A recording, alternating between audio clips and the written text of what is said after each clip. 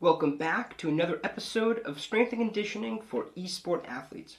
I'm Strength Coach Freeman, and today we're going to be doing another video on soft tissue work for the hands. Today's tool comes from Thailand, and it's commonly used in Thai massage. So if you go for like a Thai foot massage, they will be using this tool or a very similar one, most likely as part of the massage. So this can be used for both the hands and feet, and it's a little bit different than some of the other tools that we've looked at so far. One of the differences is the tip, right? So if you notice, the tip is relatively flat, rounded but kind of flat. So while some of the other tools were a little bit more pointed and can kind of get a little deeper or more specified into a trigger point, right? This one's a little more broad, so it allows you to kind of work into a wider area, massage. You don't have to worry about, pushing too hard. Some of those you got to be careful with because they're a little bit pointed. This one's a little more gentle, which is nice. And it gets a bigger surface area of the skin. So another good tool.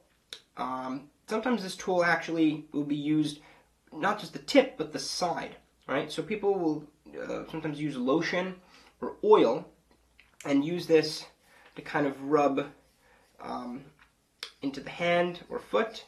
Sometimes it'll be used in between the toes or fingers like this, and sometimes also in between the bones on the hands or foot like this as well. So let me zoom in real quick. Let me get a little deeper into how we can utilize this tool to get our hands feeling good for eSports. Okay. So here's a close-up of this tool.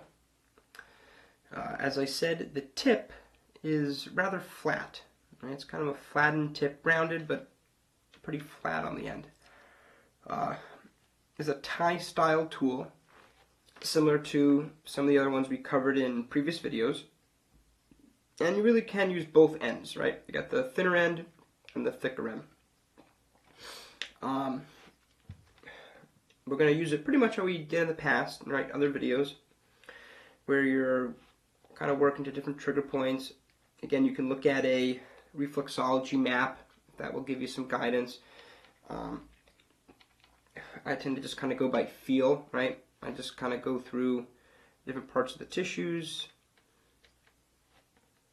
and see what feels good and what areas, what areas my hands are usually tight or having some discomfort in.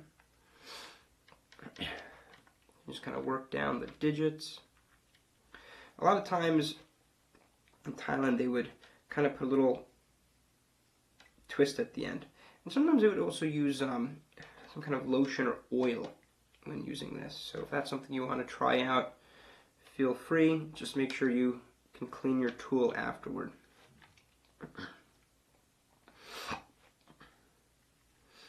That's a good trigger point right there. So again, if you find your trigger point, remember, deep breath in, deep breath out.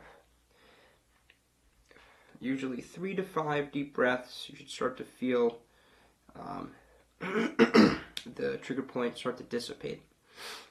Again, the rule is about 20 seconds or so.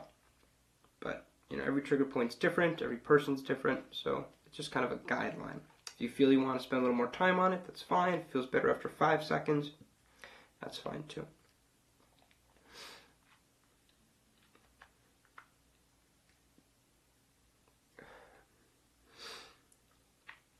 So you can press, but you can also, again, use the tool.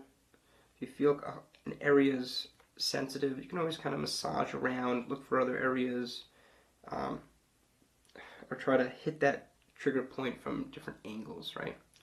So I definitely feel a knotted spot right in here. Usually the bigger muscles, right, and the muscles that we use the most, or the muscles that get used the most, or some of the stronger muscles for their size, tend to develop the most trigger points. Also, sometimes muscles, if you stay in a static position or in a kind of a static flexed position for long periods of time, that could also result in some issues like in the hips. A lot of people get a lot of trigger points in the hip flexors because we're constantly seated at desks or in chairs. Because we do so much sitting, that can cause effects, some negative effects on the body. One of those can be trigger points. So again, you can do this with your hand flat. Then also try doing it with your fist clenched, because it will feel a little bit different. You'll find different trigger points than you would have the other way.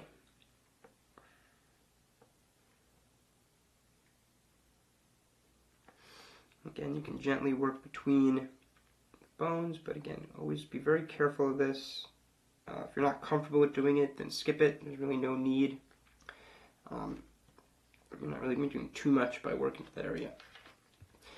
Now, one thing I did see when I was in Thailand, sometimes they would kind of use this stick to kind of rub the hands or the feet as well, usually with some kind of lotion, right, or oil. So if you would put this on, put some oil on the hand or the foot, and use this tool. They would also sometimes kind of go in between the fingers, just kind of massage it out. Again, it might be better with oil, but doing dry is not too bad either.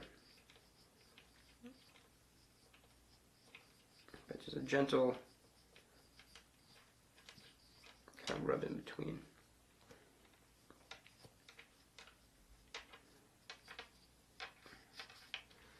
Alright, that's it.